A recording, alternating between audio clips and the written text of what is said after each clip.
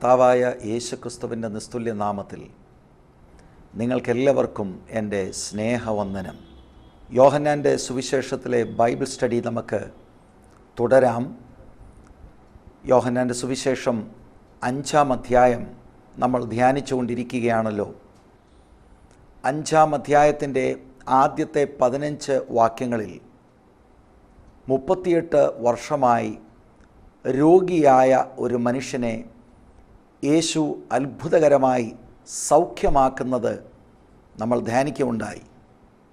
അത് യോഹന്നാൻ്റെ സുവിശേഷത്തിലെ 3-ാമത്തെ അടയാളമാണ് എന്ന് നമ്മൾക്ക് മനസ്സിലായി.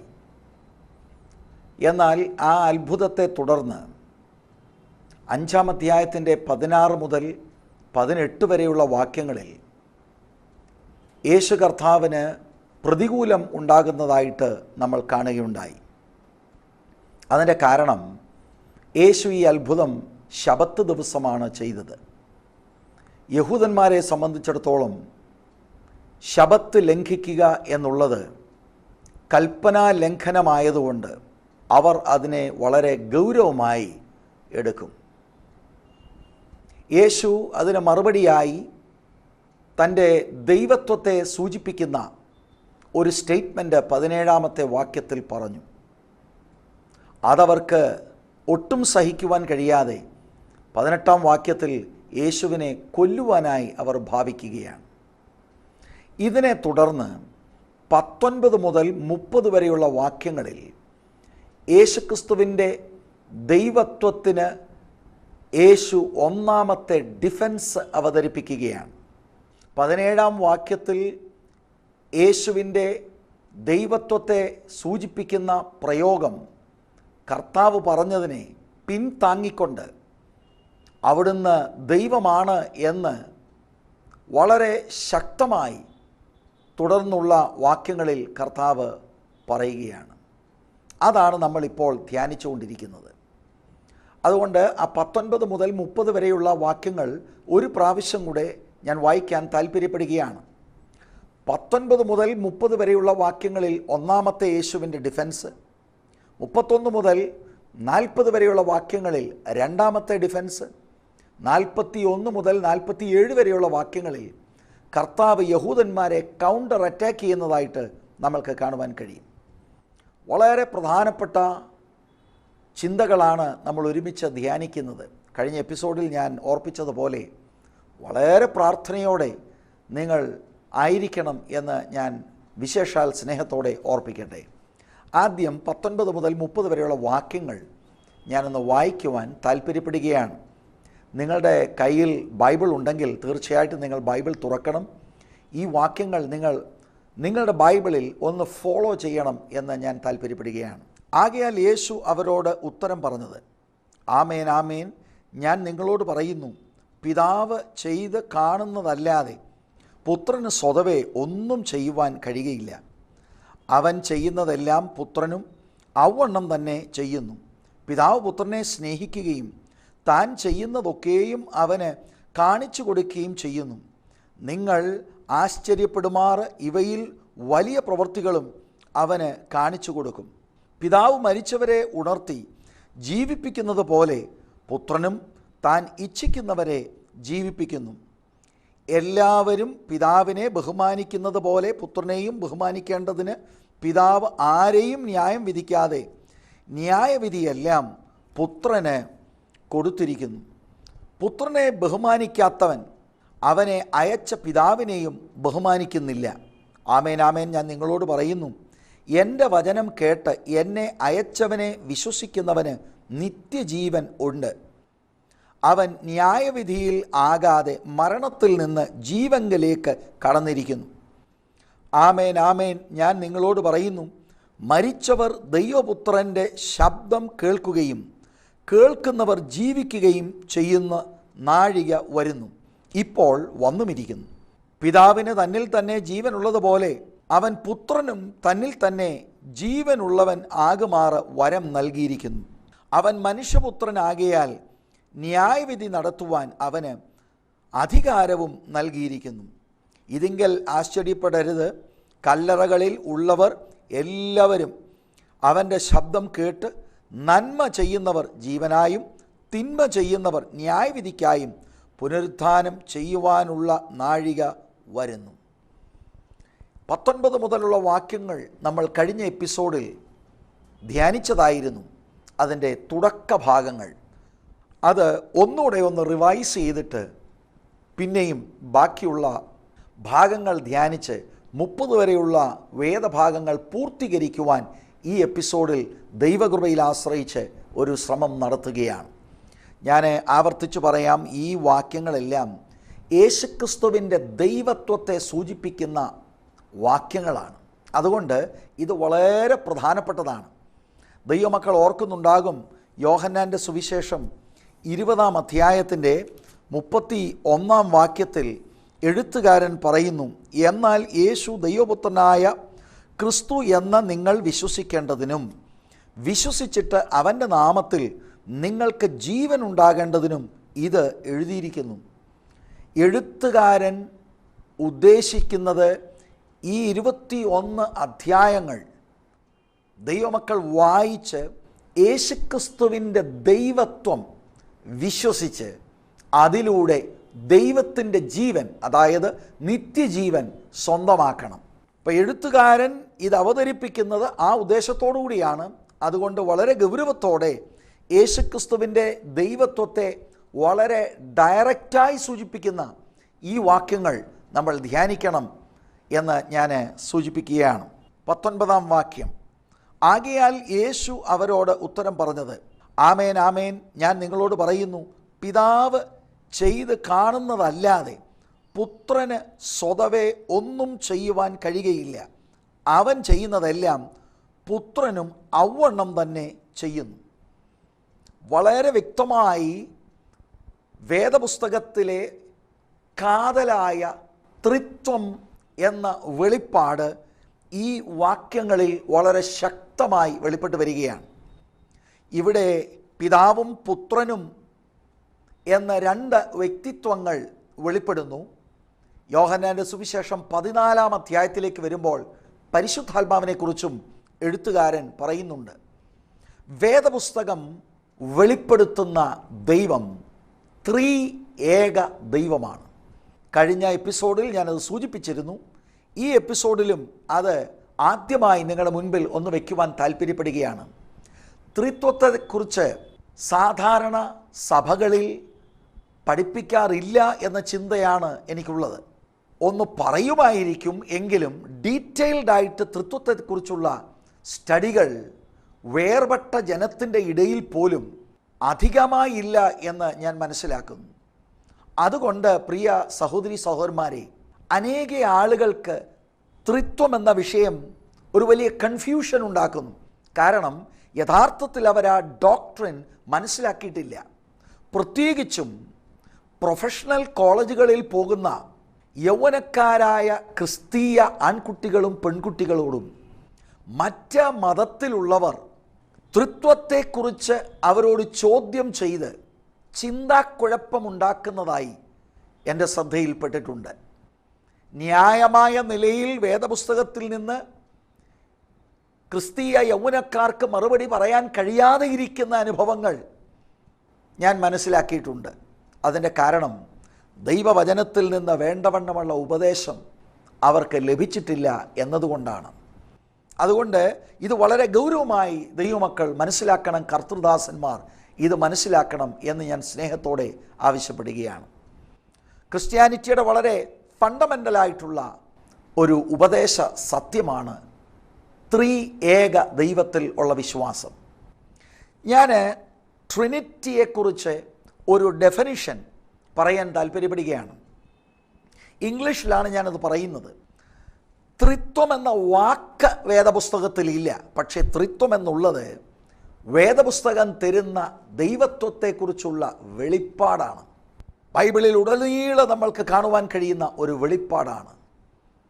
ഇങ്ങനെയാണ് ആ definition: within the one being that is God, there exists eternally 3 co-equal and co-eternal persons, namely the Father, the Son and the Holy Spirit. നിത്യത മുതൽ തന്നെ ദൈവത്വത്തിൽ 3 ആളത്വങ്ങൾ, തുല്യരായ 3 ആളത്വങ്ങൾ, പിതാവും പുത്രനും പരിശുദ്ധാത്മാവും. 3 ആളത്വങ്ങളും തുല്യരാണ്, 3 ആളത്വങ്ങളും നിത്യമാണ്. എന്നാൽ 3 ദൈവങ്ങളല്ല, ഒറ്റ ദൈവം. 1 God, 3 persons. ഇതാണ് ബൈബിൾ തരുന്ന വെളിപ്പാട്. ഇതിനെതിരെ ഒത്തിരി പ്രതികൂലങ്ങൾ എല്ലാ കാലഘട്ടത്തിലും ഉണ്ടായിട്ടുണ്ട്. വെളിപ്പാട് സ്വീകരിക്കുന്ന ദൈവമക്കൾക്ക് ഇതൊരു കൺഫ്യൂഷൻ അല്ല. അവർക്ക് അവരുടെ വിശ്വാസം പിന്നെയും ശക്തിപ്പെടുകയാണ്. ഹാർവസ്റ്റ് TV 3 ഏക ദൈവത്തിൽ വിശ്വസിക്കുന്നു. അവരുടെ സ്റ്റേറ്റ്മെൻറ്റ് ഓഫ് ഫെയ്ത്തിൽ നിങ്ങൾക്കത് കാണുവാനായിട്ട് കഴിയും. വേർപെട്ട് ദൈവത്തെ ആരാധിക്കുന്ന ദൈവമക്കൾ 3 ഏക ദൈവത്തിൽ വിശ്വസിക്കുന്നു. അതുകൊണ്ട് ഇത് വളരെ കാതലായ ഒരു ഉപദേശ സത്യമാണ്. 19 മുതലുള്ള വാക്യങ്ങളിൽ പിതാവും പുത്രനും എന്നുള്ള ആ വാക്കുകൾ കാണുമ്പോൾ നമ്മൾക്ക് കൺഫ്യൂസ്ഡ് ആകേണ്ട കാര്യമില്ല. They are co equal and they are co eternal.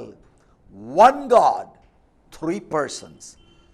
കർത്താവ് അത് ഗ്രഹിപ്പാൻ ദൈവത്തിൻ്റെ പരിശുദ്ധാത്മാവിനാൽ നമ്മൾക്ക് കൃപ തരട്ടെ. 1+1=1 3 ബൈബിൾ വെളിപ്പാടിൽ. അത് വെളിപ്പാടില്ലാതെ മാനുഷിക കണക്കാണ്. ബൈബിളിൽ ദൈവത്വത്തോടുള്ള ബന്ധത്തിൽ ഉള്ള വെളിപ്പാട് 1+1=1 1. 19-ാം വാക്യത്തിൽ രണ്ടാമത്തെ വിഷയം അവിടെ നമുക്ക് മനസ്സിലാകുവാൻ കഴിയുന്നത്, പിതാവിന് പുത്രൻ സബോർഡിനേറ്റായി ഇരിക്കുന്നതായിട്ട് കാണുവാൻ കഴിയും. കഴിഞ്ഞ എപ്പിസോഡിൽ ഞാനത് ഓർപ്പിച്ചതുപോലെ ഇത് യേശുക്രിസ്തുവിൻ്റെ ജഡ അവതാരത്തിൽ അങ്ങനെയാണ്. ഫിലിപ്പ് ലേഖനം 2-ാം അധ്യായം അതിൻ്റെ 5 മുതലുള്ള വാക്യങ്ങളിൽ ദൈവത്തോടുള്ള സമത്വം മുറുകെ പിടിച്ചുകൊള്ളണമെന്ന് വിചാരിക്കാതെ ഇന്നലത്തെ നിത്യതയിൽ പിതാവും പുത്രനും ഈക്വലാണ്. എന്നാൽ യേശുക്രിസ്തുവിൻ്റെ ജഡ അവതാരത്തിൽ മനുഷ്യനായി ഭൂമിയിൽ വെളിപ്പെട്ടപ്പോൾ പിതാവാം ദൈവത്തിന് സമ്പൂർണമായി സബ്മിസീവായിരുന്നു എന്ന് നമ്മൾക്ക് ദൈവവചനത്തിലൂടെ കാണുവാനായിട്ട് കഴിയും. 19-ാം വാക്യത്തിൽ അത് വളരെ വ്യക്തമാണ്. പിതാവ് ചെയ്ത് കാണുന്നതല്ലാതെ പുത്രൻ സ്വതവേ ഒന്നും ചെയ്യുവാൻ കഴിയുകയില്ല. സ്വതവേ ചെയ്യുവാൻ ഇനീഷ്യേറ്റ് ചെയ്യാതെ പിതാവിൻ്റെ ആ ഇനീഷ്യേഷന് പൂർണ്ണമായി വിധേയപ്പെടുന്ന പുത്രനെയാണ് നമ്മൾ കാണുന്നത്. അവൻ ചെയ്യുന്നതെല്ലാം പുത്രനും അവണ്ണം തന്നെ ചെയ്യുന്നു. ഇത് യേശുക്രിസ്തുവിൻ്റെ ദൈവത്വത്തെക്കുറിച്ചുള്ള വളരെ സ്ട്രോങ് സ്റ്റേറ്റ്മെൻ്റാണ്. പിതാവിന് സബ്മിസീവായി പുത്രൻ ഇരിക്കുന്നു അവിടുത്തെ ഐഹിക ജീവിത ശുശ്രൂഷയിൽ. പക്ഷേ പിതാവ് ചെയ്യുന്നതെല്ലാം പുത്രൻ ചെയ്യുന്നു. സർവശക്തനായ ദൈവം, പിതാവാം ദൈവം ചെയ്യുന്നതെല്ലാം ചെയ്യുവാൻ കഴിയുന്ന ഒരാൾ തീർച്ചയായും ദൈവം തന്നെയാണ്. അതുകൊണ്ട് യേശുക്രിസ്തു ദൈവമാണ് എന്നുള്ളതിനുള്ള ഒരു സ്ട്രോങ് സ്റ്റേറ്റ്മെൻ്റാണ് 19-ാം വാക്യത്തിൽ നമ്മൾ കാണുന്നത്.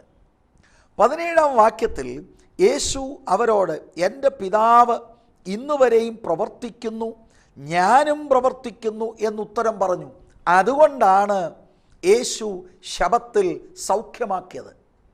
പക്ഷേ ദൈവത്തെ തൻ്റെ സ്വന്തം പിതാവായി കർത്താവ് പറഞ്ഞതുകൊണ്ട് 18-ാം വാക്യത്തിൽ അവർക്ക് മനസ്സിലായി യേശു തന്നെത്താൻ ദൈവമായി അവതരിപ്പിക്കുകയാണ്. ആകയാൽ യഹൂദന്മാർ ശക്തമായി യേശുവിനോട് പ്രതികരിക്കുന്നു. യേശുവിനെ കൊല്ലുവാനായി അവരാഗ്രഹിക്കുകയാണ്. 19 വാക്യത്തിൽ ആമേൻ ആമേൻ എന്ന് പറഞ്ഞ് കർത്താവ് തുടങ്ങുമ്പോൾ കർത്താവിനും മനസ്സിലായി, യഹൂദന്മാർ 17 വാക്യത്തിൽ അവിടുന്ന് പറഞ്ഞ ആ ടെർമിനോളജി അവർക്ക് ശരിക്കും മനസ്സിലായി. അവർക്കത് ഉൾക്കൊള്ളാൻ കഴിയുന്നില്ല. അവരെ സംബന്ധിച്ചിടത്തോളം മനുഷ്യവേഷത്തിൽ അവതരിച്ചിരിക്കുന്ന നസ്രത്തുകാരനായ യേശു ദൈവദൂഷണം പറയുകയാണ്. മനുഷ്യവേഷത്തിൽ അവതരിച്ചിരിക്കുന്ന ഈ വ്യക്തിത്വം ദൈവമായിട്ട് ക്ലെയിം ചെയ്തെങ്കിൽ അത് ദൈവദൂഷണമാണ്, അവനെ കൊല്ലണം. അതാണ് അവർക്ക് മനസ്സിലായത്, അതാണ് അവരുടെ ചിന്തയിൽ വന്നത്. യേശുവിനും മനസ്സിലായി അവരുടെ ചിന്തയിൽ വന്നതാണ്. അവർക്ക് ഒരാശയക്കുഴപ്പം വന്നിരുന്നു എങ്കിൽ യേശുവിന് ആ സമയത്ത് അത് തിരുത്താമായിരുന്നു. പക്ഷേ തിരുത്തുന്നതിന് പകരം ആമേൻ ആമേൻ എന്ന് പറഞ്ഞ് തൻ്റെ ദൈവത്വത്തെ പിന്താങ്ങിക്കൊണ്ട് 19 വാക്യത്തിൽ യേശു വളരെ സ്ട്രോങ് ആയി പറയുന്നു, പിതാവ് ചെയ്യുന്നതെല്ലാം പുത്രനും ചെയ്യുന്നു. Jesus is God. അതിന് യാതൊരു സംശയവും വേണ്ട. വേർപെട്ട ജനത്തിൻ്റെ ഇടയിൽ, അല്ല ക്രിസ്തീയ വിശ്വാസത്തിൽ എല്ലാവരും യേശു ദൈവമെന്ന് വിശ്വസിക്കുന്നു എന്ന് ഞാൻ ധരിക്കട്ടെ. അതെന്തുകൊണ്ടാണ് വിശ്വസിക്കുന്നത്? അത് കുട്ടിക്കാലം തൊട്ടേ അങ്ങനെ പറഞ്ഞു, അതുകൊണ്ട് വിശ്വസിക്കുന്നു. വിശ്വാസം ശരിയാണ്, പക്ഷേ അതിന് ദൈവവചനത്തിൽ ആധാരമുള്ളതല്ല. ദൈവവചനത്തിലൂടെ യേശു ദൈവമെന്ന് ഹൃദയത്തിൽ അരക്കിട്ട് ഉറയ്ക്കണം. ആരാണ്ട് പറഞ്ഞു തന്നതുകൊണ്ട് മാത്രമല്ല, നിത്യനായ ദൈവത്തിൻ്റെ മനസ്സ് വെളിപ്പെടുത്തുന്ന ദൈവത്തിൻ്റെ വചനത്തിലൂടെ യേശു ദൈവമെന്ന് ഹൃദയത്തിൽ ഉറച്ചു കഴിഞ്ഞാൽ യേശുവിൻ്റെ ദൈവത്വത്തെ നിഷേധിക്കുകയും ഖണ്ഡിക്കുകയും ചെയ്യുന്ന ആളുകളുടെ അടുത്ത് പതറേണ്ട ആവശ്യമില്ല. മാത്രവുമല്ല, അറിവില്ലായ്മയിൽ യേശുവിൻ്റെ ദൈവത്വത്തെ നിഷേധിക്കുന്നവരോട് ദൈവത്തിൻ്റെ വചനത്തിലൂടെ യേശു ദൈവമെന്ന് നിങ്ങൾക്ക് തെളിയിച്ചു കൊടുക്കുവാൻ കഴിയും. വൃഥാ തർക്കങ്ങളിൽ സമയം ചെലവഴിക്കേണ്ട ആവശ്യമില്ല. എന്നാൽ ന്യായമായി സംശയങ്ങൾ ചോദിക്കുന്നവരോട് ദൈവസ്നേഹത്തിൽ ഈ കാതലായ ഉപദേശ സത്യങ്ങൾ നമ്മൾക്ക് പറഞ്ഞ് മനസ്സിലാക്കുവാനായി കഴിയും. നമുക്ക് പിന്നെയും 20 വാക്യത്തിലേക്ക് പോയി ഈ ചിന്ത നമുക്ക് തുടരാം. പിതാവ് പുത്രനെ സ്നേഹിക്കുകയും താൻ ചെയ്യുന്നതൊക്കെയും അവന് കാണിച്ചു കൊടുക്കുകയും ചെയ്യുന്നു. നിങ്ങൾ ആശ്ചര്യപ്പെടുമാറ് ഇവയിൽ വലിയ പ്രവൃത്തികളും അവന് കാണിച്ചു കൊടുക്കും. പുത്രൻ പിതാവിന് സമ്പൂർണമായി തൻ്റെ ഐഹിക ശുശ്രൂഷ കാലഘട്ടത്തിൽ സബ്മിസീവായിട്ടിരിക്കുന്നു. പിതാവ് പറയുന്നതും പിതാവ് കാണിച്ചു കൊടുക്കുന്നതും എല്ലാം പുത്രൻ ചെയ്യുന്നു. അങ്ങനെ പുത്രൻ തൻ്റെ പ്രവർത്തികൾ കൊണ്ട് അവിടുന്ന് ദൈവമാണ് എന്ന് തെളിയിക്കുന്നു. ഈ പുത്രൻ്റെ പ്രവർത്തനങ്ങൾ അങ്ങനെ സാധ്യമാകുവാൻ കാരണം പിതാവ് പുത്രനെ സ്നേഹിച്ചുകൊണ്ട് പിതാവ് പ്രവർത്തനമെല്ലാം പുത്രന് വെളിപ്പെടുത്തി കൊടുക്കുന്നു. ഒന്നും മറച്ചു വെക്കാതെ പിതാവിന് പുത്രനോടുള്ള ആഴമേറിയ സ്നേഹത്തിൽ നിന്ന് വെളിപ്പെടുത്തി കൊടുക്കുകയും ചെയ്യുന്നു. പുത്രന് അത് ചെയ്യുവാൻ ഉള്ള ശക്തിയും പകരുന്നു. അതുകൊണ്ട് തന്നെയാണ് യോഹന്നാൻ്റെ സുവിശേഷം 1-18 പിതാവിൻ്റെ മടിയിലിരിക്കുന്ന പുത്രൻ പിതാവിനെ പൂർണ്ണമായി ഭൂമിയിൽ വെളിപ്പെടുത്തി എന്ന് പറയുവാൻ കാരണം. പിതാവിൻ്റെ സ്നേഹത്തിൽ പുത്രന് സകലതും വെളിപ്പെടുത്തി കൊടുത്തു. പുത്രൻ അത് പരിശുദ്ധാത്മാവിൻ്റെ ശക്തിയാൽ ചെയ്തെടുത്തു.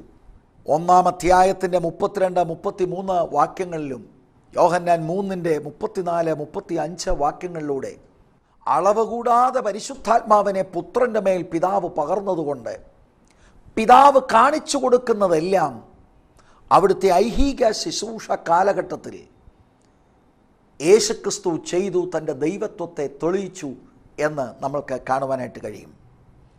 30 വാക്യം അതുകൂടെ നിങ്ങളുടെ ശ്രദ്ധയിൽ കൊണ്ടുവരാൻ താല്പര്യപ്പെടുകയാണ്. ദൈവമക്കൾക്കറിയാമല്ലോ, 19 മുതൽ 30 വരെയുള്ള വാക്യങ്ങളാണ് ഒരു ബ്രാക്കറ്റ് യേശുക്രിസ്തുവിൻ്റെ ദൈവത്വത്തെക്കുറിച്ചുള്ള യേശുവിൻ്റെ ഒന്നാമത്തെ ഡിഫൻസ്. അത് ഒരു ബ്രാക്കറ്റിൽ ഇടുവാൻ കാരണം 19-ാം വാക്യത്തിലും 30-ാം വാക്യത്തിലും നമ്മൾക്ക് ഒരേ ആശയം മനസ്സിലാക്കുവാനായിട്ട് കഴിയും. 30-ാമത്തെ വാക്യം, എനിക്ക് സ്വതേ ഒന്നും ചെയ്യുവാൻ കഴിയുന്നതല്ല, ഞാൻ കേൾക്കുന്നത് പോലെ ന്യായം വിധിക്കുന്നു. ഞാൻ എൻ്റെ ഇഷ്ടമല്ല, എന്നെ അയച്ചവൻ്റെ ഇഷ്ടമത്രേ ചെയ്യുവാൻ ഇച്ഛിക്കുന്നത് കൊണ്ട് എൻ്റെ വിധി നീതിയുള്ളത് ആകുന്നു.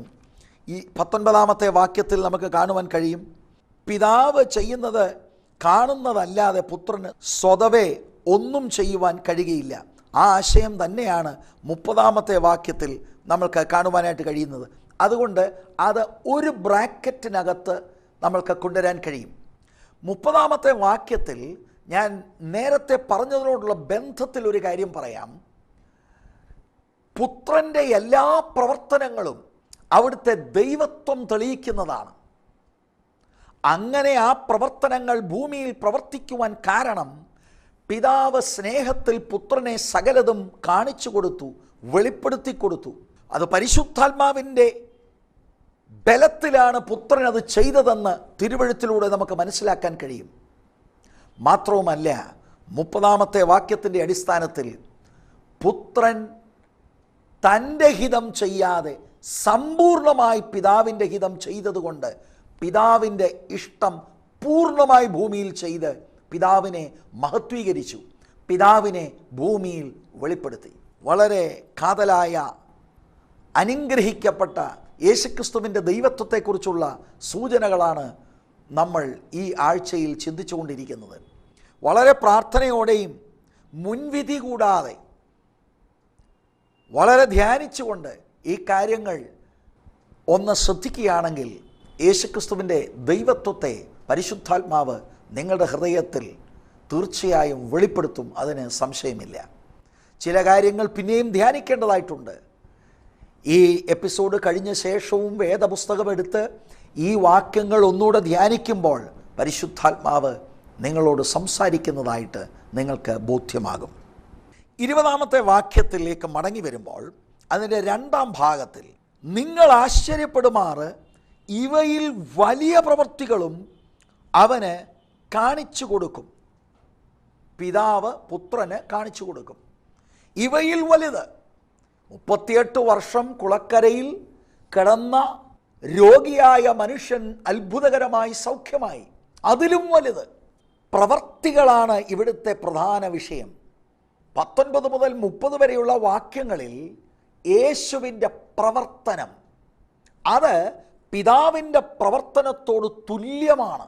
അപ്പോൾ തന്നെ തൻ്റെ ഐഹിക ശുശ്രൂഷ കാലയളവിൽ പുത്രൻ പിതാവിന് സബ്മിസീവായി പിതാവ് കാണിച്ചു കൊടുത്തത്, അവിടുന്ന് പിതാവിൽ ടോട്ടലായി ഡിപ്പെൻഡഡായി ചെയ്തതായിട്ട് നമ്മൾക്ക് മുൻപുള്ള വാക്യങ്ങളുടെ അടിസ്ഥാനത്തിൽ നമുക്ക് മനസ്സിലാക്കുവാനായി നമുക്ക് കഴിഞ്ഞു. പുത്രൻ്റെ ആഗ്രഹം മുഴുവനും പിതാവിൻ്റെ ഇഷ്ടം ചെയ്യണമെന്നുള്ളതാണ്. സ്വതവേ തനിക്ക് ഒന്നും ചെയ്യണ്ട. എന്താണ് ഇതിലും വലിയ പ്രവർത്തനം? അതാണ് 21 മുതൽ 30 വരെയുള്ള വാക്യങ്ങളിൽ നമ്മൾക്ക് മനസ്സിലാക്കേണ്ടത്. 2 പ്രധാനപ്പെട്ട പ്രവർത്തനങ്ങളെ 21 മുതൽ 30 വരെയുള്ള വാക്യങ്ങളിൽ നമുക്ക് കാണുവാൻ കഴിയും. ഒന്ന്, പുത്രൻ പിതാവിനെ പോലെ തന്നെ മനുഷ്യർക്ക് ജീവൻ കൊടുക്കുന്നു. 2-ാമത്തെ പ്രവർത്തനം, പിതാവിനെ പോലെ തന്നെ പുത്രൻ മനുഷ്യരെ ന്യായം വിധിക്കുന്നു. ഈ 2 പ്രവർത്തനങ്ങൾ വേറെ ആർക്കും ചെയ്യുവാൻ കഴിയുകയില്ല, ദൈവത്തിന് മാത്രം ചെയ്യാൻ കഴിയുന്നതാണ്. യേശുക്രിസ്തുവിൻ്റെ ഓഡിയൻസ് യഹൂദന്മാരാണ്. പഴയ നിയമം മുഴുവനും നമ്മൾ വായിക്കുകയും പഠിക്കുകയും ചെയ്യുമ്പോൾ മനുഷ്യർക്ക് ജീവൻ കൊടുക്കുന്നതും മനുഷ്യരെ ന്യായം വിധിക്കുന്നതും സർവശക്തനായ ദൈവമാണ്. ഇത് ഒരു യഹൂദൻ്റെ മനസ്സിൽ ആഴമായി പതിഞ്ഞ വിഷയമാണ്. ഇപ്പോൾ യേശു അവകാശപ്പെടുന്നത് ആ 2 പ്രധാനപ്പെട്ട പ്രവൃത്തിയും ദൈവത്തിന് മാത്രം അലോട്ടഡായിട്ടുള്ള രണ്ട് പ്രധാനപ്പെട്ട പ്രവൃത്തി പുത്രൻ ചെയ്യുന്നു. ആകയാൽ പുത്രനായ യേശു ദൈവമാണ്. നമുക്ക് അത് ഒന്ന് ചിന്തിക്കാം. 21 വാക്യം, പിതാവ് മരിച്ചവരെ ഉണർത്തി ജീവിപ്പിക്കുന്നത് പോലെ പുത്രനും താൻ ഇച്ഛിക്കുന്നവരെ ജീവിപ്പിക്കുന്നു. താൻ ഇച്ഛിക്കുന്നവരെ എന്ന ആ വാക്ക്, ആ പ്രയോഗം കേൾക്കുമ്പോൾ പെട്ടെന്ന് പിതാവിൻ്റെ ഇഷ്ടത്തിൽ നിന്ന് ആ പരിധി വിട്ട് പുത്രൻ സ്വയമായി ഇച്ഛിക്കുന്നവർ എന്ന ആശയം ചിന്തിക്കേണ്ട ആവശ്യമില്ല. കാരണം മേളിലുള്ള വാക്യത്തിൽ കർത്താവ് വളരെ വ്യക്തമാക്കി, പിതാവിൻ്റെയും പുത്രൻ്റെയും ഇഷ്ടം ഒന്നാണ്. ആ അർത്ഥത്തിലാണ് പുത്രൻ ഇച്ഛിക്കുന്നവരെ ജീവിപ്പിക്കുന്നു. അപ്പം ജീവിപ്പിക്കുക, ഗിവിങ് ലൈഫ് എന്നുള്ളതാണ് പ്രധാനപ്പെട്ട ഒരു ആശയം. ഇവിടെ നമ്മൾക്ക് കാണുവാൻ കഴിയുന്നത് മരിച്ചവരെ ഉണർത്തി ജീവിപ്പിക്കുന്നത് പോലെ. പെട്ടെന്ന് ശാരീരിക മരണത്തിൽ നിന്നുള്ള ഉയർപ്പായി ധാരാളം ആളുകൾ ചിന്തിക്കുന്നുണ്ട്. കാരണം 11 അധ്യായത്തിലേക്ക് വരുമ്പോൾ ലാസറസ് മരിച്ച് 4 ദിവസമായി നാറ്റം വെച്ച സ്ഥിതിയിൽ നിന്ന് കർത്താവ് തൻ്റെ വചനമയച്ച് ലാസറിനെ ഉയർപ്പിക്കുന്ന ആ വിഷയം രേഖപ്പെടുത്തിയിട്ടുണ്ട്. ഒരു പക്ഷെങ്കിൽ അതിനെക്കുറിച്ചാണ് എന്ന് ചിന്തിക്കുന്നവരുണ്ട്. എങ്കിലും അതിൽ നിന്ന് വളരെ വ്യത്യസ്തമായ ഒരാശയം തിരുവചന അടിസ്ഥാനത്തിൽ ഞാൻ നിങ്ങളുടെ മുൻപിൽ വയ്ക്കുകയാണ്. ഇവിടെ യേശു പറയുന്ന പ്രധാന ആശയം ഫിസിക്കൽ ഉയർപ്പിനെക്കുറിച്ചല്ല, മറിച്ച് ആത്മീകമായ മരണം അനുഭവിക്കുന്ന വ്യക്തികളെ ജീവൻ കൊടുത്ത് പിതാവ് ചെയ്യുന്നത് പോലെ പുത്രൻ ഉയർപ്പിക്കുന്നു എന്ന ആശയമാണ്. അതിൻ്റെ കാരണം അവിടെ 21 വാക്യത്തിൽ ജീവിപ്പിക്കുന്നത് പോലെ ജീവൻ കൊടുക്കുന്ന ആ പ്രയോഗം, അതിന് സോയെ നിത്യജീവൻ എന്ന ആ വാക്കിൻ്റെ ക്രിയാപദങ്ങളിൽ നിന്നുള്ള ഡിറൈവേറ്റീവ്സ് ആണ് അവിടെ ഉപയോഗിച്ചിരിക്കുന്നത്. ആകയാൽ അത് നിത്യജീവനെ കുറിച്ചുള്ള ഒരു പ്രയോഗമായി നമുക്ക് മനസ്സിലാക്കാൻ കഴിയും.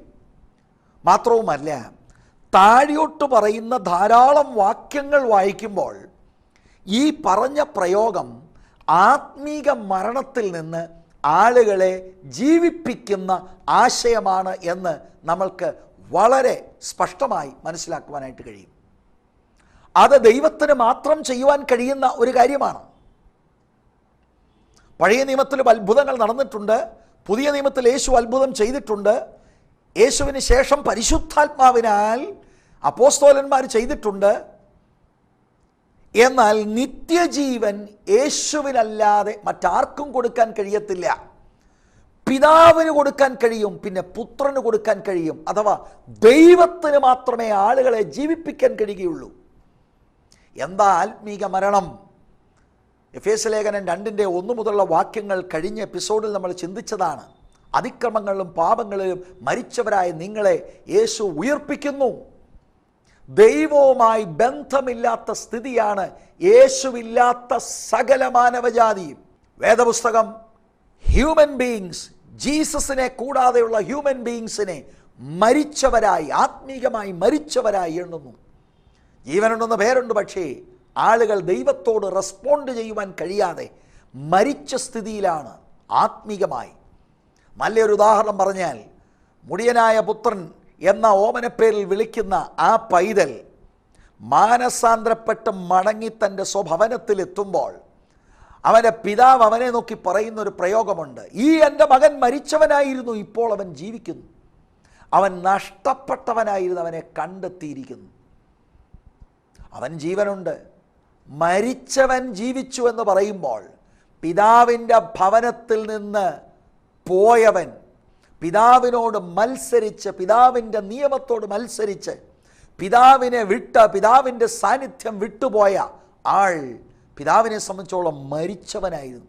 പക്ഷേ ഇവൻ മടങ്ങി വന്നു പിതാവിങ്കലേക്ക്, പിതാവിൻ്റെ സ്നേഹത്തിലേക്ക്, പിതാവിൻ്റെ നിയമത്തിലേക്ക്, പിതാവിന് കീഴ്പ്പെട്ടുകൊണ്ട് ഇവൻ മടങ്ങി വരുമ്പോൾ അവൻ ജീവിച്ചിരിക്കുന്നു.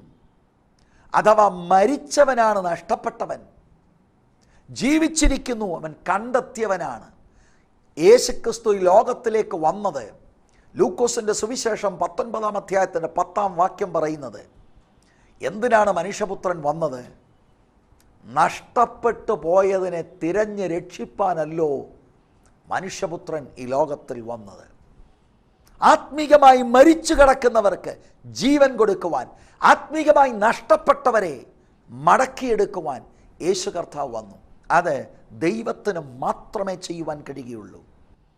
ആകയാൽ യേശുക്രിസ്തു ദൈവമാണ് എന്നുള്ള ശക്തമായ വാക്കുകളാണ് ഇവിടെ 21-ാം വാക്യത്തിൽ നമ്മൾ കാണുന്നത്. അതിനോട് ചേർന്ന് 24-ാം വാക്യത്തിൻ്റെ അതിൻ്റെ ആദ്യ ഭാഗം അതോടെ ശ്രദ്ധിക്കുന്നത് നന്നായിരിക്കും. ഞാനൊന്ന് സൂചിപ്പിച്ചതുപോലെ ഈ ഒരു ബ്രാക്കറ്റിനകത്തുള്ള പല വചനങ്ങൾക്കകത്ത് യേശു ഈ ഉദ്ധരിക്കുന്നത് നിത്യജീവനെക്കുറിച്ചാണ് എന്ന് സ്പഷ്ടമായി തെളിവുകൾ ഉണ്ട്. 24-ാം വാക്യം, ആമേൻ ആമേൻ. പിന്നെയും നമുക്ക് ആമേൻ ആമേൻ എന്നുള്ള ആ പ്രയോഗം യേശു കർത്താവ് എംഫസൈസ് ചെയ്ത് പറയുകയാണ്. നമ്മൾക്കിവിടെയും കാണുവാൻ കഴിയും.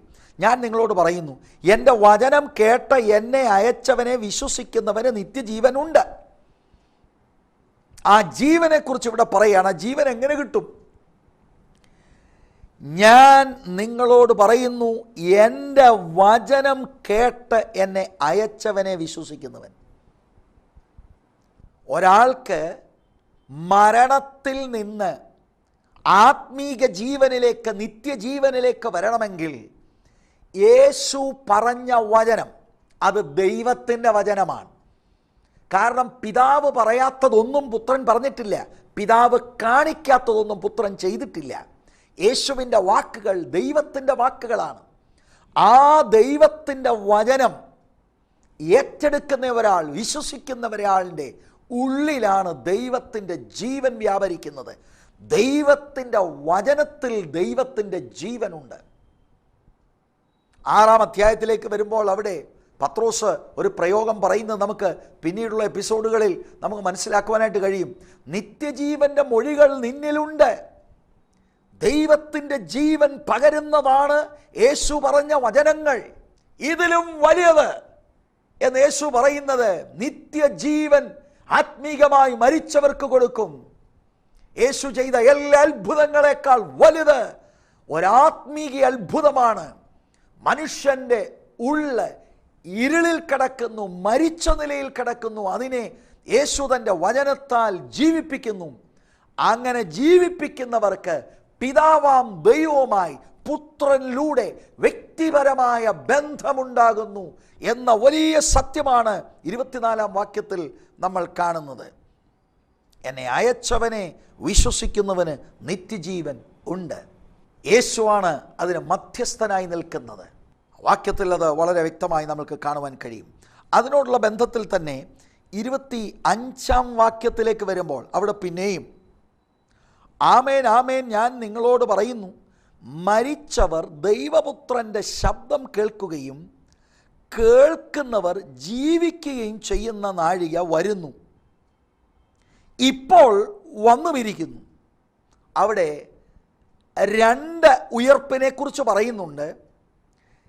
ഞാനിവിടെ ആദ്യം പറയുന്ന ഉയർപ്പ്, പുനരുത്ഥാനം എന്ന് പറയുന്നത് മരിച്ചവർ ഉയർക്കുന്നതാണ് ജീവനിലേക്ക്. ആത്മീകമായി ദൈവവുമായി ബന്ധമില്ലാത്തവരെ ഒരാത്മീകമായ ദൈവത്തോടുള്ള ബന്ധത്തിലേക്ക് കൊണ്ടുവരുന്ന ഉയർപ്പ്, അതാണ് 25-ാം വാക്യത്തിൽ ഇപ്പോൾ വന്നുമിരിക്കുന്നു. വേറെ ഒരെണ്ണം ഭാവിയിലുണ്ട്, അത് ഞാൻ പറയാം.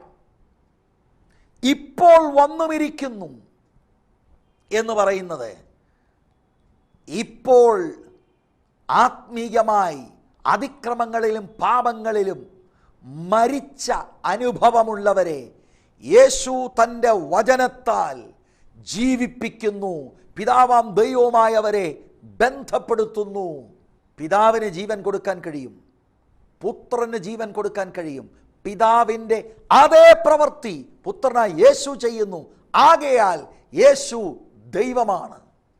യേശു കേവലം യഹൂദന്മാരുടെ റബിയല്ല. യേശു കേവലം ക്രിസ്ത്യാനികളുടെ ദൈവം മാത്രമല്ല, യേശു സർവശക്തനായ ദൈവമാണ്. എത്ര വലിയ വെളിപ്പാടാണ് ദൈവത്തിൻ്റെ വചനത്തിൽ നമ്മൾക്ക് കാണുവാൻ കഴിയുന്നത്. 26-ാം വാക്യത്തിലേക്ക് വരുമ്പോൾ അവിടെ പിന്നെയും ഈ ആശയം തുടരുകയാണ്.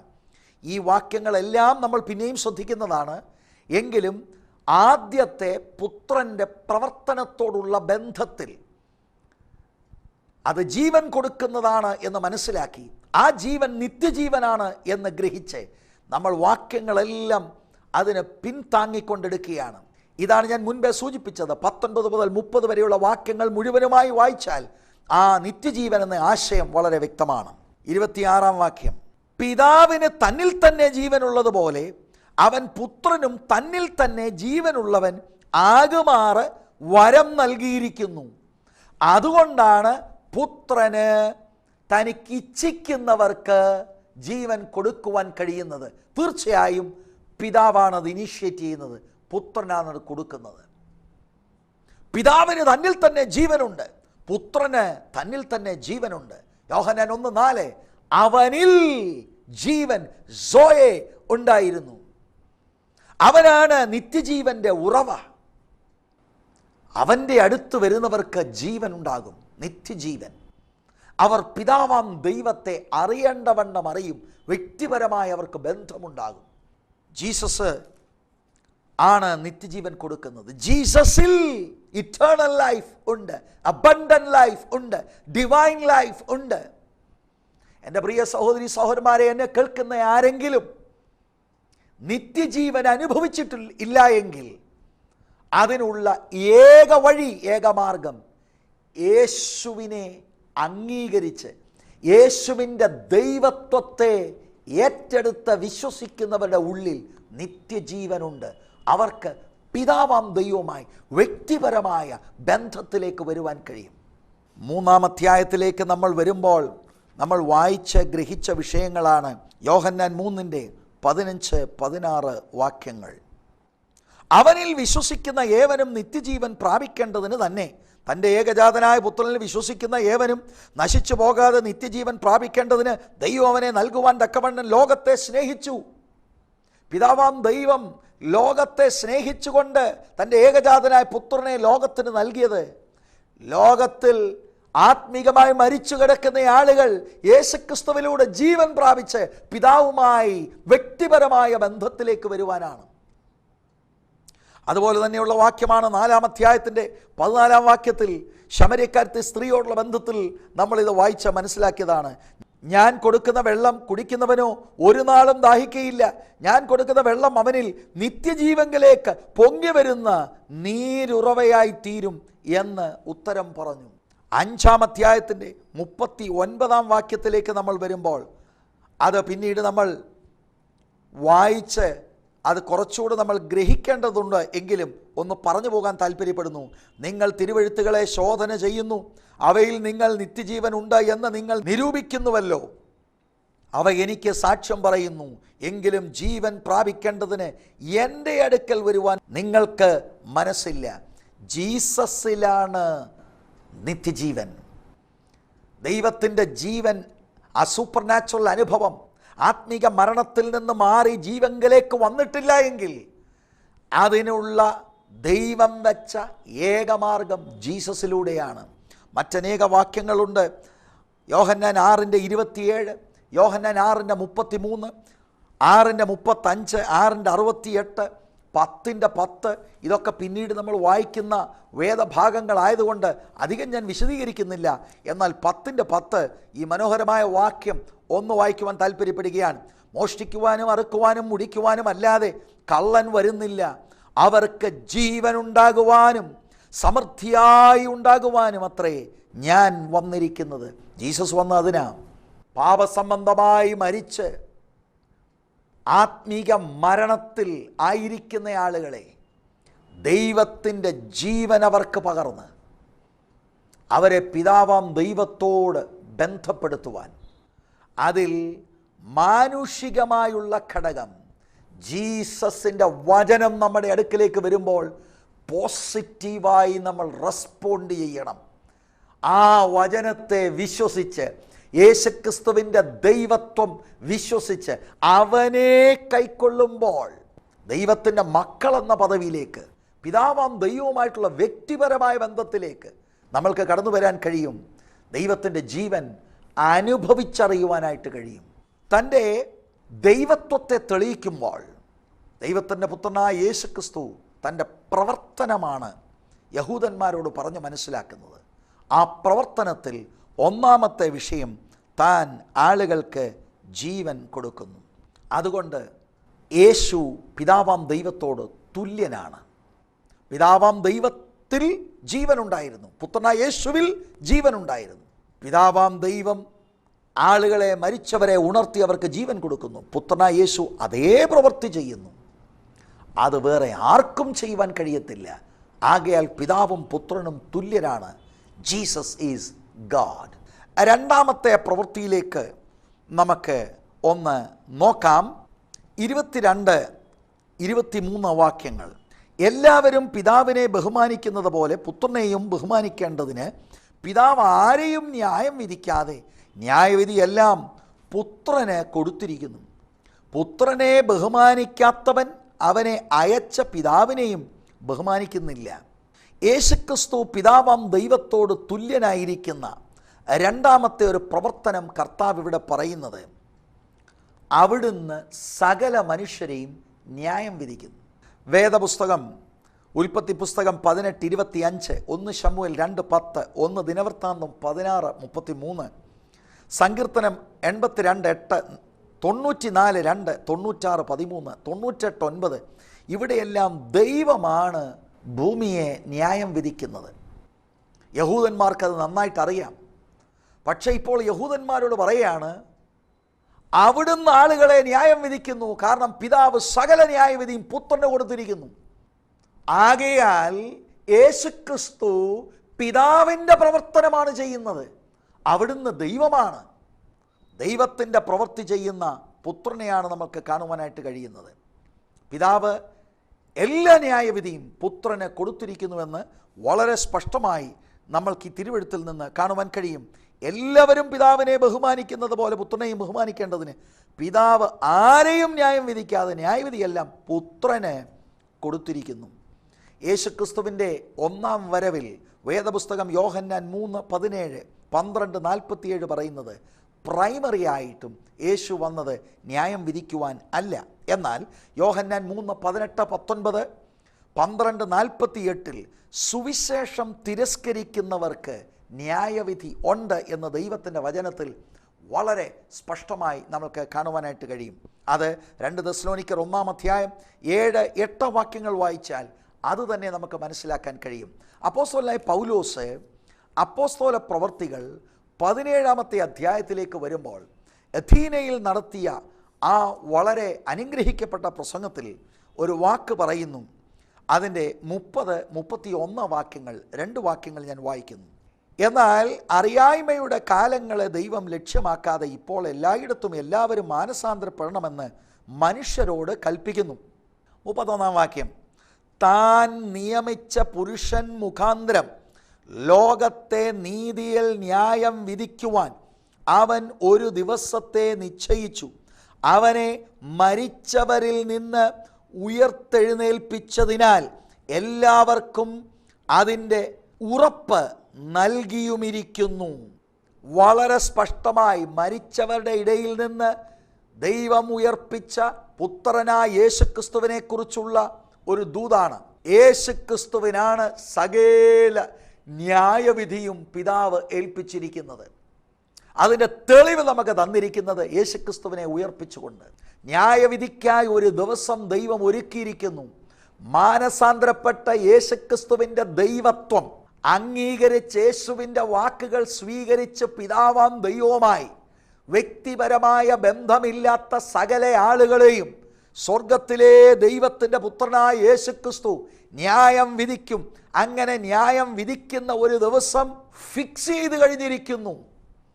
മനുഷ്യർക്കത് വെളിപ്പെടുത്തിയിട്ടില്ല, പക്ഷേ അങ്ങനെ ഒരു ദിവസം ഫിക്സ് ചെയ്തിട്ടുണ്ട്. ദൈവവചനം നമ്മൾക്കിതൊരു വലിയ വാണിംഗ് ആയിട്ട് തരികയാണ്. മത്തായിയുടെ സുവിശേഷം 7-ാം അധ്യായം അതിൻ്റെ 23 വാക്യത്തിലേക്ക് നമ്മൾ വരുമ്പോൾ അവിടെയും ന്യായവിധിയെക്കുറിച്ചുള്ള സൂചന നമ്മൾക്ക് കാണുവാനായിട്ട് കഴിയും. ഗിരിപ്രഭാഷണത്തിൻ്റെ അവസാന ഘട്ടത്തിലേക്ക് വരുമ്പോൾ യേശു പറയുന്ന വാക്യം ഞാൻ ഇവിടുന്ന് വായിക്കാം. അന്ന് ഞാൻ അവരോട്, ഞാൻ ഒരു നാളും നിങ്ങളെ അറിഞ്ഞിട്ടില്ല, അധർമ്മം പ്രവർത്തിക്കുന്നവരെ എന്നെ വിട്ടുപോകുവീൻ എന്ന് തീർത്തു പറയും. യേശുവിൻ്റെ നാമത്തിൽ പ്രവചിക്കുകയും യേശുവിൻ്റെ നാമത്തിൽ ഭൂതങ്ങളെ പുറത്താക്കുകയും യേശുവിൻ്റെ നാമത്തിൽ വളരെ വീര്യപ്രവൃത്തികളൊക്കെ ചെയ്തിട്ട് ജീവിതത്തെ സൂക്ഷിക്കാതെ ദൈവവചനത്തിൻ്റെ കൽപ്പനകളെ ലംഘിച്ച് നടന്ന ആളുകൾ അവസാന ദിവസം അവർക്ക് പിടിവീഴും. അവരെ സ്വർഗത്തിലെ ദൈവത്തിൻ്റെ പുത്രൻ ന്യായം വിധിക്കും, അവരെ തള്ളിക്കളയുമെന്ന് തീർത്തും ദൈവരാജ്യത്തിലെ രാജാവാകുന്ന യേശുക്രിസ്തു 23 വാക്യത്തിൽ വ്യക്തമാക്കുകയാണ്. ജീവിതമില്ലാതെ ചില ശുശ്രൂഷകൾ നടത്തിയെന്ന് വരാം, പക്ഷേ അവസാനം നിത്യതയുടെ തുറമുഖത്ത് നിത്യജീവനായി അവർ മാറ്റപ്പെടുകയില്ല. നിത്യനാശത്തിലേക്ക് അവർ പോകും. കാരണം രക്ഷിക്കപ്പെട്ട ശേഷം രക്ഷയുടെ അനുഭവത്തിൽ അവർ നിന്നില്ല. ദൈവവചനത്തിൻ്റെ പത്യ ഉപദേശത്തിൽ നിന്നില്ല. ഞെരുക്കമുള്ള വഴിയെ അവർ നടക്കാതെ വീതിയും വിശാലതയുമുള്ള വഴിയെ നടന്ന് നിയമങ്ങൾ പാലിക്കാത്ത ആത്മീയത ഈ ലോകത്തിൽ അവർ പുലർത്തി. ആളുകളെല്ലാം ലോകത്തിൽ അപ്രീഷിയേറ്റ് ചെയ്തു. പക്ഷേ അവസാനം വന്നപ്പോൾ ന്യായാധിപൻ്റെ മുൻപിലെത്തി യേശു കർത്താവ് ദൈവവചനപ്രകാരം ന്യായം വിധിക്കുമ്പോൾ അവരെ പുറത്താക്കുന്നു. എൻ്റെ പ്രിയ സഹോദരി സഹോദരന്മാരെ, ഒരു ന്യായവിധി ഉണ്ട് എന്നുള്ളത് വ്യക്തമാണ്. എല്ലാവരെയും ദൈവം ന്യായം വിധിക്കും. വിശുദ്ധന്മാർക്ക് ന്യായവിധിയുണ്ട്. 2 കൊരിന്ത്യർ 5:10 അവനവൻ ശരീരത്തിൽ ഇരിക്കുമ്പോൾ ചെയ്തത് നല്ലതാകലും തീയതാകലും അതിന് തക്കവണ്ണം പ്രാപിക്കേണ്ടതിന് നാം എല്ലാവരും ക്രിസ്തുവിൻ്റെ ന്യായാസനത്തിന് മുൻപാകെ വെളിപ്പെടേണ്ടതാകുന്നു. അത് ശിക്ഷിക്കുവാനല്ല, പ്രതിഫലം തരുവാൻ വേണ്ടി. വിശുദ്ധന്മാർക്കൊരു ന്യായവിധിയുണ്ട്. ആത്മീകമായി മരിച്ചു കിടക്കുന്ന ആളുകൾ ദൈവത്തിൻ്റെ പുത്രനായ യേശുവിൻ്റെ വാക്ക് കേട്ട് നിത്യജീവനിലേക്ക് തിരിയാതെ ഇരിക്കുന്നവർ, യേശുവിൻ്റെ ദൈവത്വം അംഗീകരിക്കാതെ ദൈവത്തിൻ്റെ പുത്രനായ യേശുവിനെ നിഷേധിച്ച ആളുകൾ, മരിച്ചവർ, അവർക്ക് ന്യായവിധിയുണ്ട്. വെളിപ്പാട് പുസ്തകത്തിലേക്ക് വരുമ്പോൾ അത് വളരെ വ്യക്തമായി നമ്മൾക്ക് കാണുവാനായിട്ട് കഴിയും. വെളിപ്പാട് പുസ്തകം 20 അധ്യായം അതിൻ്റെ 11 മുതലുള്ള വാക്യങ്ങളിൽ അത് നമുക്ക് കാണുവാൻ കഴിയും. ഞാൻ വലിയൊരു വെള്ളസിംഹാസനവും അതിൽ ഒരുത്തൻ ഇരിക്കുന്നതും കണ്ടു. അവൻ്റെ സന്നിധിയിൽ നിന്ന് ഭൂമിയും ആകാശവും ഓടിപ്പോയി, അവയെ പിന്നെ കണ്ടില്ല. മരിച്ചവർ ആബാലവൃദ്ധം സിംഹാസനത്തിൽ മുൻപിൽ നിൽക്കുന്നതും കണ്ടു. പുസ്തകങ്ങൾ തുറന്നു, ജീവൻ്റെ പുസ്തകം എന്ന മറ്റൊരു പുസ്തകവും തുറന്നു. പുസ്തകങ്ങളിൽ എഴുതിയിരിക്കുന്നതിനൊത്തവണ്ണം മരിച്ചവർക്ക് അവരുടെ പ്രവർത്തികൾക്കടുത്ത ന്യായവിധി ഉണ്ടായി. സമുദ്രം തന്നിലുള്ള മരിച്ചവരെ ഏൽപ്പിച്ചു കൊടുത്തു, മരണവും പാതാളവും തങ്ങളിലുള്ള മരിച്ചവരെ ഏൽപ്പിച്ചു കൊടുത്തു. ഓരോരുത്തന് അവനവൻ്റെ പ്രവർത്തികൾക്കടുത്ത വിധി ഉണ്ടായി. അങ്ങനെ ഒരു ന്യായവിധിയുണ്ട്. അവിടെ മരിച്ചവർ ഉദ്ദേശിക്കുന്നത് ദൈവവുമായി ബന്ധമില്ലാതെ ആത്മീകമായി മരിച്ചവർ, അവർക്ക് ന്യായവിധി ഉണ്ട്. 24 വാക്യത്തിൻ്റെ ആദ്യ ഭാഗം ഞാൻ നേരത്തെ വായിച്ചതായിരുന്നു. അതിൻ്റെ 2ാം ഭാഗം, അവൻ ന്യായവിധിയിൽ ആകാതെ മരണത്തിൽ നിന്ന് ജീവങ്കലേക്ക് കടന്നിരിക്കുന്നു. വെള്ളസിംഹാസനത്തിന് മുൻപിൽ മരിച്ചവരെ എഴുന്നേൽപ്പിച്ച് കൊണ്ടു നിർത്തി ദൈവത്തിൻ്റെ അന്തിമ ന്യായവിധിയുണ്ട്. അതിൽ നിന്ന് ഒഴിവാകണമെങ്കിൽ ജീവനോടിരിക്കുമ്പോൾ അവരുടെ ഉള്ളിൽ ദൈവത്തിൻ്റെ ജീവനാകുന്ന നിത്യജീവൻ വ്യാപരിക്കണം. 24-ാം വാക്യം മുഴുവനായി ഞാൻ വായിക്കുമ്പോൾ ആശയം വ്യക്തമാകും. ആമേൻ ആമേൻ, ഞാൻ നിങ്ങളോട് പറയുന്നു, എൻ്റെ വചനം കേട്ട് എന്നെ അയച്ചവനെ വിശ്വസിക്കുന്നവന് നിത്യജീവൻ ഉണ്ട്. അത് ഭൂമിയിൽ ഇന്ന് അനുഭവിക്കാൻ കഴിയും. നിത്യതയിൽ അതിൻ്റെ കൺസ്യൂമേഷനാണ്. അവൻ ന്യായവിധിയിലാകാതെ മരണത്തിൽ നിന്ന് ജീവങ്കലേക്ക് കടന്നിരിക്കുന്നു. 2 ന്യായവിധികളുണ്ട്. ജീവങ്കലേക്ക് കടന്നവരുടെ ന്യായവിധി, വിശുദ്ധന്മാരുടെ ന്യായവിധി പ്രതിഫലത്തിന് വേണ്ടിയുള്ളതാണ്. മരിച്ചവർക്ക് ന്യായവിധിയുണ്ട്. നിത്യജീവൻ ഇന്ന് തിരസ്കരിച്ചവർക്ക് ന്യായവിധിയുണ്ട്. ആ ന്യായവിധി കഴിഞ്ഞാൽ പിന്നെ റിട്ടേൺ ഇല്ല. തീപ്പൊയ്കയിൽ നരകത്തിൽ അവരെ ഇടുകയാണ്. ബൈബിൾ വളരെ വ്യക്തമാണ്. ഒരു വാക്യം കൂടി ഇതിനോട് ചേർന്ന് 27-ാം വാക്യം, അവൻ മനുഷ്യപുത്രനാകയാൽ ന്യായവിധി നടത്തുവാൻ അവന് അധികാരം നൽകിയിരിക്കുന്നു. ആ പ്രയോഗം ദാനിയേൽ പ്രവചനം 7-ാം അധ്യായം 13-14 വാക്യം ദൈവമക്കളൊന്ന് വായിക്കണം. അതിനോട് ബന്ധപ്പെട്ട് കിടക്കുന്നു. മനുഷ്യപുത്രൻ എന്ന ആ പ്രയോഗം മെസ്സിയായ്ക്കുള്ള ഒരു ടൈറ്റിലാണ്. അപ്പോസ്തല പ്രവൃത്തി 17-ാം അധ്യായത്തിൻ്റെ 31 ഞാൻ നേരത്തെ ഉദ്ധരിച്ചു. അവിടെയും പൗലോസ് പറയുന്നു അപുരുഷനായ എന്നൊരു പ്രയോഗം അവിടെ കാണുവാൻ കഴിയും. യേശുക്രിസ്തുവിൻ്റെ ജഡയവതാരത്തിൽ വന്ന് മനുഷ്യൻ്റെ എല്ലാ കാര്യങ്ങളും വ്യക്തമായി മനസ്സിലാക്കി. ഒന്ന്, യേശു ഒംനിഷ്യൻ്റാണ്, അവിടുത്തേക്കെല്ലാം അറിയാം. 2, മനുഷ്യനെന്ന നിലയിൽ, പൂർണ്ണ മനുഷ്യനെന്ന നിലയിൽ യേശു വ്യക്തിപരമായി മനുഷ്യൻ്റെ എല്ലാ ടെംപ്റ്റേഷൻസും നേരിട്ട് മനസ്സിലാക്കി അതിന്മേൽ ജയിച്ച ന്യായാധിപനാണ് അവസാനം നിത്യജീവൻ തിരസ്കരിച്ചവരെ ന്യായം വിധിക്കുന്നത്. അതുകൊണ്ട് യേശു ക്വാളിഫൈഡ് ആണ്. പിതാവ് സകല ന്യായവിധിയും പുത്രന് ഏൽപ്പിച്ചിരിക്കുന്നു. പിതാവ് ചെയ്യുന്ന പ്രവൃത്തി തന്നെ ചെയ്യുന്ന പുത്രൻ, ദൈവത്തിൻ്റെ പുത്രൻ ദൈവമാണ്. മറ്റൊരു കാര്യം അവിടെ എഴുതിയിരിക്കുന്നത് 22-ഉം 23-ലും എല്ലാവരും പിതാവിനെ ബഹുമാനിക്കുന്നത് പോലെ പുത്രനെയും ബഹുമാനിക്കേണ്ടതിന് പിതാവ് ആരെയും ന്യായം വിധിക്കാതെ ന്യായവിധിയെല്ലാം പുത്രന് കൊടുത്തിരിക്കുന്നു.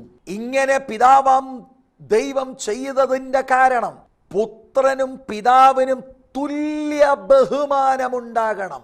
അത് പിതാവ് ആഗ്രഹിക്കുകയാണ്. അടുത്ത വാക്യം, പുത്രനെ ബഹുമാനിക്കാത്തവൻ അവനെ അയച്ച പിതാവിനെയും ബഹുമാനിക്കുന്നില്ല.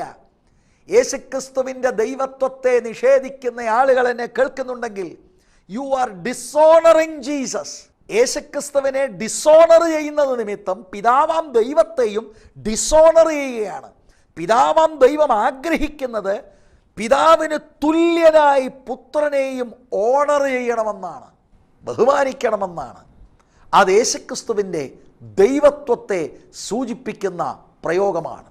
ഏറ്റവും അവസാനം നമ്മുടെ ഈ എപ്പിസോഡ് തീർക്കുന്ന സമയത്ത് 28-29 വാക്യങ്ങൾ പറഞ്ഞു നിർത്തുവാൻ ഞാൻ താല്പര്യപ്പെടുകയാണ്. ഇതെങ്കിൽ ആശ്ചര്യപ്പെടരുത്, കല്ലറകളിൽ ഉള്ളവർ എല്ലാവരും അവൻ്റെ ശബ്ദം കേട്ട് നന്മ ചെയ്തവർ ജീവനായും തിന്മ ചെയ്തവർ ന്യായവിധിക്കായും പുനരുത്ഥാനം ചെയ്യുവാനുള്ള നാഴിക വരുന്നു. 2 പുനരുത്ഥാനത്തെക്കുറിച്ച് അവിടെ രേഖപ്പെടുത്തിയിരിക്കുന്നു.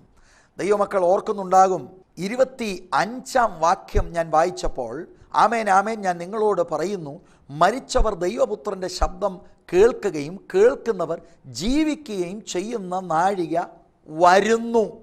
മരിച്ചവർ ജീവിക്കുന്ന നാഴിക വരുന്നു എന്നുള്ള വാക്കുകളാണ് 28-29 നമ്മൾ അതിൻ്റെ വിശദീകരണം കാണുന്നത്. എന്നാൽ 25-ൽ വരുന്നു എന്ന് പറഞ്ഞിട്ട് ഇപ്പോൾ വന്നുമിരിക്കുന്നു എന്നുള്ളതാണ്. ഇപ്പോൾ ആത്മീകമായി മരിച്ച ആളുകൾ നിത്യജീവനിലേക്ക് അവർ വരുന്നു. എന്നാൽ വരുന്നു എന്ന് പറയുമ്പോൾ ഫിസിക്കലായി മരിച്ച ആളുകളെ യേശു കർത്താവ് തൻ്റെ വചനത്താൽ ഉയർപ്പിക്കുന്നു. There is resurrection of the dead. അത് 2ആയി തിരിച്ചുകൊണ്ട് യോഹന്നാൻ പറയുന്നു, ഇതെങ്കിൽ ആശ്ചര്യപ്പെടരുത്, കല്ലറകളിൽ ഉള്ളവർ എല്ലാവരും അവൻ്റെ ശബ്ദം കേട്ട് നന്മ ചെയ്യുന്നവർ ജീവനായും തിന്മ ചെയ്യുന്നവർ ന്യായവിധിക്കായും. നന്മ ചെയ്യുക എന്ന ഉദ്ദേശിക്കുന്നത് ആത്മരക്ഷയ്ക്ക് സൽപ്രവൃത്തി വേണ്ട എന്ന് വേദപുസ്തകം വ്യക്തമാക്കുന്നു. എഫേസ്യ ലേഖനം 2-ാം അധ്യായത്തിൻ്റെ 8, 9, 10 വാക്യത്തിൽ അത് വളരെ ക്ലിയറാണ്. എന്നാൽ കൃപയാൽ വിശ്വാസം മൂലം രക്ഷിക്കപ്പെട്ടവർക്ക് നന്മപ്രവൃത്തി വേണം. ശരിയായി ദൈവവചന അടിസ്ഥാനത്തിലുള്ള പ്രവൃത്തി കാണുമ്പോഴാണ് ആളിന് ജനുവിനായിട്ടുള്ള രക്ഷ വന്നിട്ടുണ്ടോ എന്ന് മനസ്സിലാക്കാൻ കഴിയുന്നത്. അങ്ങനെയാണെങ്കിൽ നന്മ ചെയ്യുന്നവർ ശരിക്ക് വിശ്വാസത്താൽ രക്ഷിക്കപ്പെട്ട് കറസ്പോണ്ടിങ് ആയിട്ടുള്ള അതിന് ചേർന്ന പ്രവൃത്തികൾ ഉള്ളവർ ജീവനായും നിത്യജീവൻ്റെ കൺസ്യൂമേഷൻ അവരെ ഉയർപ്പിക്കും. ഉയർപ്പിച്ച് എന്നേക്കും ജീവനായും തിന്മ ചെയ്തവർ, യേശുക്രിസ്തുവിനെ നിഷേധിച്ചവർ, ദൈവത്തിൻ്റെ വചനം നിഷേധിച്ചവർ, തിന്മ ചെയ്തവർ ന്യായവിധിക്കായും പുനരുത്ഥാനം ചെയ്യുവാനുള്ള നാഴിക വരുന്നു. ഈ വിഷയവും ആദ്യത്തെ യേശുവിൻ്റെ പ്രവൃത്തി ജീവൻ കൊടുക്കുന്നതിനോടുള്ള ബന്ധത്തിൽ ചിന്തിക്കുവാൻ കഴിയും. അവസാനം മനുഷ്യർക്ക് ഒരു ബോഡിലി റിസറക്ഷൻ ഉണ്ട്.